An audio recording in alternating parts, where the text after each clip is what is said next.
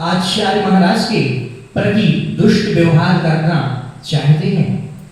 थोड़े समय में 10,000 से अधिक ग्रामीण जैनी चारों ओर से लाठी भाला आदि लेकर आ गए थे। उस समय वह इस्लामपुर जैनपुर सा दिखता था। हाँ, उस समय का इस्लामपुर भी मानो इतने जैन थे कि इस्लामपुर भले ही नाम हो, लेकिन जैनियों की संख्या इतनी थी कि वो इस्लामपुर भी जैनपुर जान पड़ता था। आजकल तो अगर कोई नाम ऐसा हो तो वहां पर जैनी दो चार ही होते हैं, तो कोई फर्क नहीं पड़ता, भले ही जैन नगर क्यों ना हो।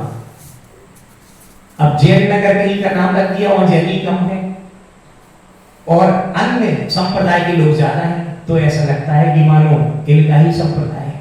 लेकिन उस समय लोग एकजुट होकर के रहा करते थे। आज की स्थिति कुछ और है। तो आगे बतलाते हैं कि उस समय वह इस्लामपुर जैनपुर सा दिखता था। हाँ, मुस्लिम लोग अपने अपने घरों में घुस गए थे। अच्छा, ऐसा भी होता था? हाँ, ऐसा ही लिखा है इसमें। तो उन्हें अपनी जान बचाना कठिन पड़ गया था। कहती है ना, संगठन में शक्ति है।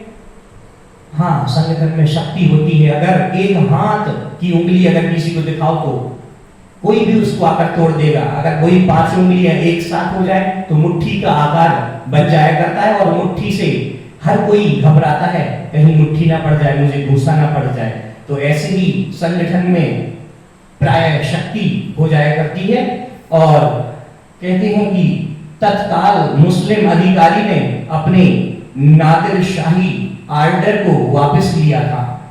आचार्य शांति सागर जी का जय जयकार करते हुए उस स्थान से विहार हुआ। इतना पुण्य, इतना पावन सानिध्य, जय हो, सानिध्य अद्भुत होगा उस समय का, जहां ऐसी महान आत्मा विचरण करती होगी। महाराज का पुण्य प्रताप ऐसा था कि बड़ी से बड़ी विपत्ति शीघ्र ही दूर होकर गौरव को वृद्धि करने वाली बन जाया करती थी। और तो और कहते हैं जीव रक्षा कैसी थी, तो कहते हैं उनकी अपार सामर्थ्य को मैंने अपने जीवन में अनुभव किया। उन्होंने मेरे प्राण बचाए, मुझे जीवन दान दिया, अन्यथा मैं आत्महत्या के दुष्परिणाम स्वरूप ने जानी किस योनि में जाकर कष्ट भोगता फिरता। जिनने आचार्य महाराज ने जिस भक्त को ये प्राण दान दिया, मानव धर्म में लगाया, धर्म से विलग होता हुआ जीव, वो जीव अपना वृत्तांत बताते हुए शांति सागर जी महाराज का वृत्तांत कहते हैं। और कहते हैं कि बात इस प्रकार है, मेरे पापोदय से मेरे मस्तक के मध्य भाग में सफेद कुष्ठ का चिन्ह दिखाई पड़ने लगा। धीरे धीरे उसने मेरे मस्तक को घेरना शुरू किया। मेरी चिंता की सीमा नहीं थी, मेरी मनोवेदना का पार न था। लोगों के सामने आने में मुझे बड़ा संकोच होता था, अवर्णनीय लज्जा आती थी। निर्दोष होते हुए भी लोग मुझे हीन चरण वाला सोचेंगे। इससे मैं मन ही मन दुखी हो रहा था।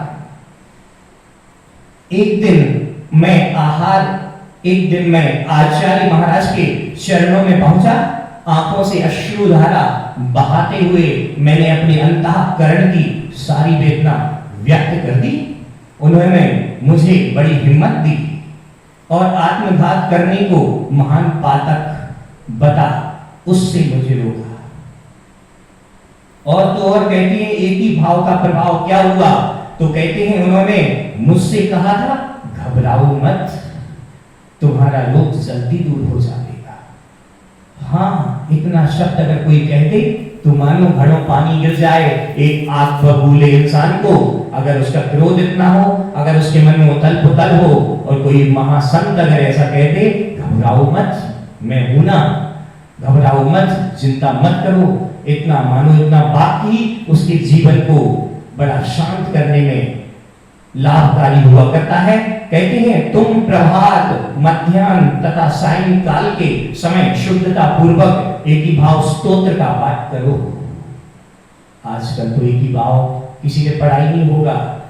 एक ही भाव नाम तो सुना होगा, क्योंकि सुन लेते हैं नाम की पाठ है, जैन पाठ है, लेकिन बहुत से लोगों ने एक ही भाव नहीं पढ़ा। एक ही भाव की महत्वता बतलाते हैं। कहते हैं कि 3-4 सप्ताह बाद वह रोग दूर हो गया। अरे एक ही भाव से क्या रोग दूर हो जाता है? हाँ, ऐसा ही हुआ, ऐसा इसमें लिखा है। अब इसको क्या सच नहीं माने? बिल्कुल मानना चाहिए। जिन बच में शंका न धार, बिल्कुल शंका नहीं, बड़ी ही श्रद्धा से इसको ग्रहण करना चाहिए, क्योंकि एक शब्द जिन वाणी है। और कहते हैं कि एक विशेष उल्लेखनीय बात यह थी कि मेरे मस्तक में एक छोटा सफेद दाग शेष बचा था। मैंने कहा महाराज यह दाग अभी बाकी है। सुनकर पूज्य श्री ने अपना हाथ मस्तक पर लगाया, तत्काल ही वह सफेद दाग दूर हो गया। बोले चार चक्रवर्ती आचार्य महाराज की जय। ऐसी महा प्रभाव के धारी। और आगे कहते हैं मैं गुरु प्रसाद से न केवल उस रोग से मुक्त हुआ, बल्कि आत्मघात की विपत्ति से भी बचा था। हाँ, अगर किसी को रोग हो जाए, किसी को ऐसी व्याधि हो जाए, तो मरने की ही सोचेगा, क्या करेगा जीव। तो ऐसी जगह ऐसे महागुरु का समागम मिलना बड़े अहोभाग्य की बात है। और कहते हैं कि यह हाल बहुत लोगों को मालूम है। स्तवनिधि क्षेत्र में श्री पायसागर मुनि महाराज ने भी आचार्य महाराज की महत्ता पर प्रकाश डालते हुए बतलाया था कि गुरु प्रसाद से ब्रह्मचारी जिनदास का यह रोग दूर हुआ था। ऐसे बड़े बड़े दृष्टांत इसमें आते हैं। और आगे कहते हैं कि देवेंद्र कीर्ति मुनि का वर्णन कैसे क्या चर्चा हुई, तो बतलाते हैं एक बार मैंने महाराज से उनके गुरु के बारे में पूछा था। जब उन्होंने बताया था कि देवेंद्र कीर्ति स्वामी, जिन्हें देवप्पा स्वामी कहते थे, से हमने जेठ सुदी 13 संवत 1837 में क्षुल्लक दीक्षा ले ली थी। वे बालक ब्रह्मचारी थे। 16 वर्ष की अवस्था से सैन्यगण की गद्दी पर भट्टारक बने थे। हाँ, शांति धारा में शायद ये जो शब्द आता है भट्टारक, लगभग उसी का हो सकता है। उस समय उन्होंने सोचा कि गद्दी पर बैठे रहने से मेरी आत्मा का क्या हित सिद्ध होगा, मुझे तो झंझटों से मुक्त होना है। इसलिए 2 वर्ष बाद उन्होंने निर्ग्रंथ वृत्ति धारण कर ली। उन्होंने अपने जीवन पर आहार के बाद उपवास तथा उपवास के बाद आहार, रूप, पारणा, धारणा का व्रत पालन किया था। ऐसी महान प्रतिभा। और कहते हैं आदि सागर मुनि का वर्णन, एक झलक इस पे भी प्रकाश डालते हैं। आचार्य महाराज ने एक आदि सागर मुनिराज के विषय में बताया था। वे बड़े तपस्वी थे और 7 दिन के बाद आहार लेते थे। शेष दिन उपवास में व्यतीत करते थे। यह क्रम उनका जीवन भर रहा। आहार में एक बार ही वस्तु ग्रहण करते थे। वे प्रायः जंगल में रहा करते थे। जब भी गन्नी का रस लेते थे, तब गन्नी के रस के सिवाय अन्य पदार्थ ग्रहण नहीं करते थे। उनमें बड़ी शक्ति थी। आम की ऋतु में यदि आम की रस का आहार मिला, तो वे उस पर ही निर्भर रहते थे, दूसरी वस्तु नहीं लेते थे। यहां तो पता चले कि हर ऋतुओं में हर प्रकार का खाना मिले, तब भी संतुष्टि नहीं मिलती है। इतनी रसना इंद्रिय के प्रति लोलुपता उस समय की संतों की इंद्रियों पर कमांड देखिए आप।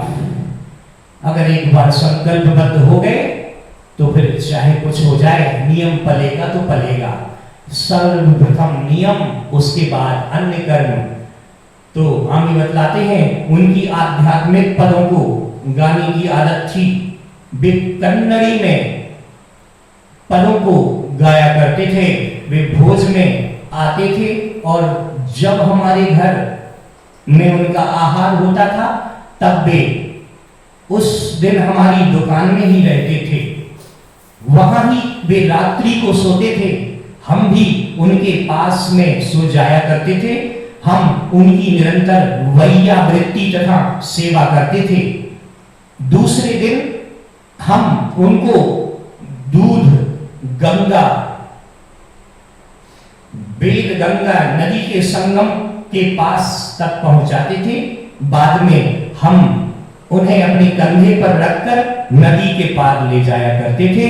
मैंने पूछा, महाराज एक उन्नत काय वाले पुरुष को अपने कंधे पर रखकर ले जाने में आपके शरीर को बड़ा कष्ट होता होगा। तो कूनूर की गुफा, महाराज ने कहा, हमें रंच मात्र भी पीड़ा नहीं होती थी। उतना बड़ा भार उन्हें ऐसा मालूम होता था जैसे कोई गृहस्थ एक बालक को अपने कंधे पर रखकर नदी के पार ले जाया जाता हो। वास्तव में उनकी शरीर संपत्ति अपूर्व थी। महाराज ने बतलाया था, हम आदि सागर महाराज की तपस्या से बहुत प्रभावित थे। उनको हम आहार दान देते थे, उनकी कमंडलू में हम ही जल भरते थे, उनके साथ रहा करते थे। वे कूनूर के पास की गुफा में रहते थे और वहां मुनियों के निवास एवं सैकड़ों गुफाएं हैं। एक बार आदि सागर स्वामी ध्यान करते थे, तब शेर आया था। मैंने पूछा, महाराज शेर के आने पर भय का संचार तो हुआ होगा, स्वाभाविक है, भय तो लगना चाहिए, संसारी प्राणी है। लेकिन संसारी प्राणी में अगर सम्यक दृष्टि जीव है तो भय नहीं होगा। भय उसको होगा जिसका किसी न किसी पर पदार्थ से कनेक्शन होगा, लगाव होगा, ममत्व भाव होगा। अब चाहे वो शरीर से अगर ममत्व भाव होगा तो स्वाभाविक है, कोई भी क्रूर जीव सामने आ जाए घबराहट होगी। अब जिसने ये सोच ही लिया है कि शरीर मेरा है ही नहीं, तब शेर आए, सर्प आए, चूहा आए, बिल्ली आए, क्या फर्क पड़ता है? ये स्थिति बन जाया करती है सम्यक दृष्टि जीव की। कहते हैं शेर का आगमन, महाराज ने कहा नहीं, कुछ देर के बाद शेर वहां से चला गया। मैंने पूछा, महाराज निर्ग्रंथ दीक्षा लेने के बाद विहार करते हुए कभी शेर आपके पास आया था? महाराज ने कहा, हम मुक्तागिरी के पर्वत पर रहते थे, वहां शेर आया करता था और प्रतिदिन पास में बहने वाले झरने का पानी पीकर चला जाया करता था। श्रवण बेलगोला की यात्रा में भी शेर मिला था। सोनागिर क्षेत्र पर भी वह शेर आया था। इस तरह शेर आदि बहुत जगह आते रहते थे। इसमें महत्व की कौन सी बात है? मैंने कहा, महाराज साक्षात यमराज की मूर्ति व्याघ्रराज के आने पर घबराहट होना तो साधारण बात है। महाराज ने कहा, डर किस बात का किया जाए? जीवन भर हमें कभी किसी वस्तु का डर नहीं लगा जब तक कोई पूर्व का वैर ना हो अथवा उस जानवर को बाधा ना दो, तब तक वह नहीं सताता है। महाराज ने मुक्तागिरी से बड़वानी जाते हुए सतपुड़ा के निर्जन वन की एक घटना बतलाई थी। कहते हैं कि विहार करते समय उस निर्जन वन में संध्या हो गई। हम ध्यान करने को बैठ गए, साथ के श्रावक वहां डेरा लगाकर ठहर गए। उस समय जब शेर आया तब श्रावक घबरा गए। एक तो हमारी कुटी के भीतर घुस गया था, कुछ काल के पश्चात वह शेर बिना हानि पहुंचाए जंगल में चला गया। प्रामाणिक जीवन, कहते हैं कि महाराज का लौकिक जीवन भी वास्तव में अलौकिक था। लोग लेन देन के व्यवहार में इनके वचनों को अत्यधिक प्रामाणिक मानते थे। इनकी वाणी रजिस्ट्री किए गए सरकारी कागजातों के समान विश्वसनीय मानी जाती थी।